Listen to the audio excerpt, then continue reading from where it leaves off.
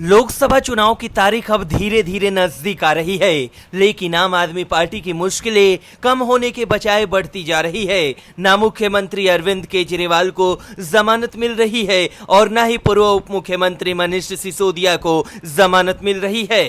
दोनों कोर्ट का चक्कर काट रहे हैं, लेकिन बार बार कोर्ट बाद में आना बोल दे रही है। खैर, अब झटका मनीष सिसोदिया को लगा है। दिल्ली के पूर्व उप मुख्यमंत्री ने अंतरिम जमानत के लिए याचिका दायर की थी, जिसकी सुनवाई टाल दी गई है। दिल्ली शराब घोटाला से जुड़े मनी लॉन्ड्रिंग मामले में गिरफ्तार मनीष सिसोदिया ने लोकसभा चुनाव में प्रचार करने के लिए अंतरिम जमानत की मांग की थी। राउज एवेन्यू कोर्ट ने उनकी अर्जी पर शुक्रवार को सुनवाई की। कोर्ट ने सीबीआई और ईडी को मनीष सिसोदिया की अर्जी पर जवाब दाखिल करने के लिए 1 हफ्ते का समय दिया है।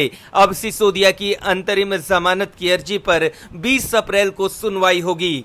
दिल्ली के पूर्व डिप्टी सीएम मनीष सिसोदिया ने लोकसभा चुनाव के लिए प्रचार करने के लिए अंतरिम जमानत मांगी थी। इसको लेकर उन्होंने राउज एवेन्यू कोर्ट में अर्जी दाखिल की थी। उनकी अर्जी पर सुनवाई करते हुए स्पेशल जज ने जांच एजेंसी ईडी और सीबीआई को इस पर जवाब दाखिल करने के लिए वक्त देते हुए हियरिंग को 20 अप्रैल तक के लिए टाल दिया। बता दें कि मनीष सिसोदिया हाल ही में अपने रिश्तेदार की शादी में शामिल होने के लिए जमानत मांगी थी, जिसे स्वीकार कर लिया गया था। अब एक बार फिर से उन्होंने अंतरिम जमानत की मांग की है।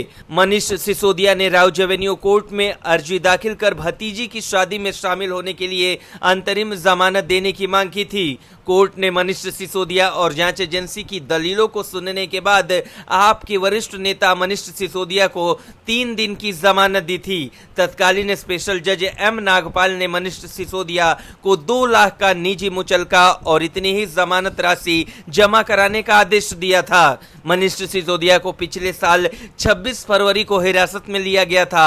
तब से वो जेल में बंद हैं। हालांकि इस दौरान उन्होंने कई ग्राउंड पर जमानत देने की मांग की थी, जिसे कोर्ट ने ठुकरा दिया था। हालांकि इस बार मनीष सिसोदिया ने चुनाव में प्रचार के लिए जमानत की मांग की थी, लेकिन कोर्ट ने इसे ठुकराकर लोकसभा चुनाव से पहले मनीष सिसोदिया और आम आदमी पार्टी को तगड़ा झटका दिया।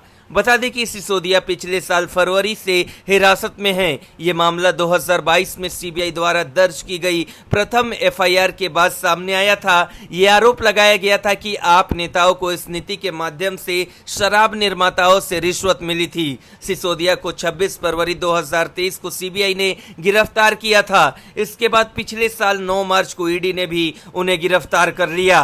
दोनों मामलों में उनकी जमानत याचिका trial court, Delhi high court और सुप्रीम कोर्ट ने खारिज कर दी थी। सुप्रीम कोर्ट ने उनकी समीक्षा और सुधारात्मक याचिकाएं भी खारिज कर दी।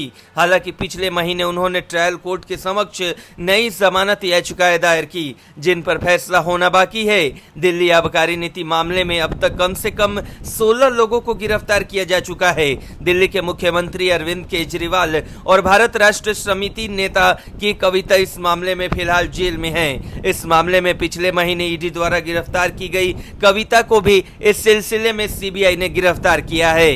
ब्यूरो रिपोर्ट, न्यूज़ चौक।